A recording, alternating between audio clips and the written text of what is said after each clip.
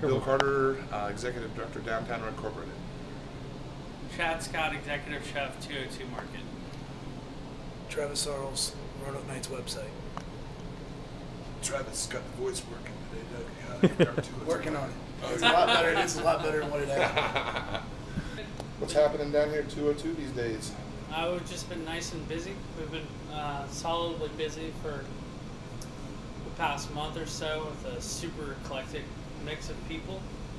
For instance, this past Saturday night we did probably 150, 200 people upstairs and about the same number downstairs on top of 3 events and dinner and Wow. just a very eclectic mix of people. Well, how's the music scene here going? It's going really well. We have, we kind of have our standard downstairs that we've always had, which is just a nice craftsman type approach to music. Getting a real scene upstairs every Friday and Saturday night. We've been averaging 100, 150, 200 people upstairs alone. How's downtown looking on Fridays and Saturdays these days? Well, I Outside of 202, tell you what, last week every single place downtown was packed. I mean, it's nice to see. It stays generally busy. I mean, if you go in and look at some of the things that we have posted on our site, you've got 8 events going on downtown Thursday, 11 on Friday, and 15 on Saturday. Wow. So I mean, pretty much everybody's got something working Something most going of the on. time. 202 though generally stays pretty busy. Like there's almost always something going on here. Whether it's open mic nights or a live recording for a band that they've got coming up in March. There's always a lot going on in here. Well, it's the synergy that's going on downtown in general right now is nice.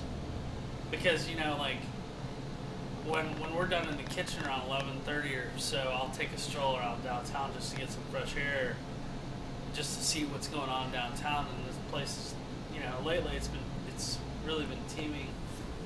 And I guess we got the expert here on we call him Mr. Crazy in the kitchen.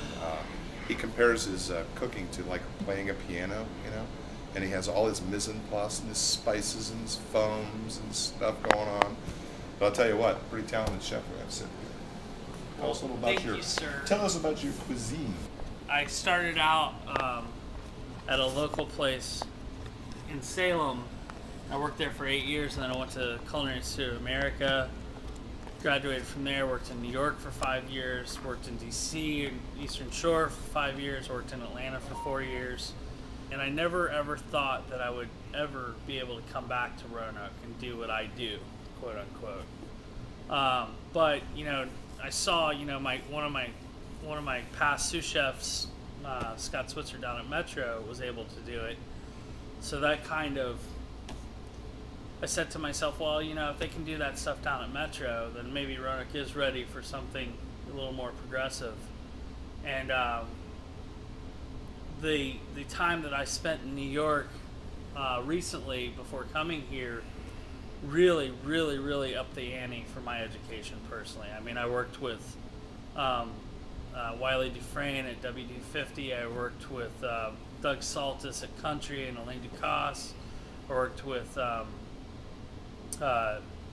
David Burke at David Burke and Donatella, and this really highly educational trip that I took. On top of everything else, I was ready to bring a cuisine to Roanoke that I knew it definitely had not seen before. Well, I personally have seen the crazy stuff, but it's outstanding. It's excellent, but it's out there. Like during the holiday season, we had Yellow Snow, which was this like spearmint fluff with like eggnog syrup and stuff like that. I remember one of your desserts you had Pop Rocks in it. Yeah, we're doing a little bit of microgastronomy, but we don't take it too far. Kind of rein it in. But I tell you, in the bigger picture of things, this isn't all about me or 202 Market. This is about Southwest Virginia. Because there's a lot of kids that are coming here for an education in food too. I have a lot of kids working for me, not for free, but for not a lot of money, and they're here for the education. They're not here for the bucks. The other exciting thing that's happening downtown too is we have the new Culinary Institute, which just opened up, and now it's going to be able to help feed these great restaurants and everything. talented people from our community, employees and sous chefs. Well, and this is, in my opinion, this is a little food mecca. It's becoming a little food mecca. It really is. You've got the guys down at Metro who do a great job. You've got us. You've got Blue 5. You've got Alexander's, who've always been there, and any of them that I'm not naming. But it's becoming like anytime you have a little downtown metropolitan area where you see cooks and chefs walking around in their whites. Yeah, that's a good. The diversity and variety of food downtown is pretty neat. Yeah, it's definitely growing. From when I was here 10, 15 years ago, there was one or two, pretty decent places, and now it's like, take your pick. Yeah. It's really nice. Well, so. good talking. All right, man. Travis, you get it all, man. That's right. Get That's on right. there, get a calendar, and it's got everything listed for every night of the week.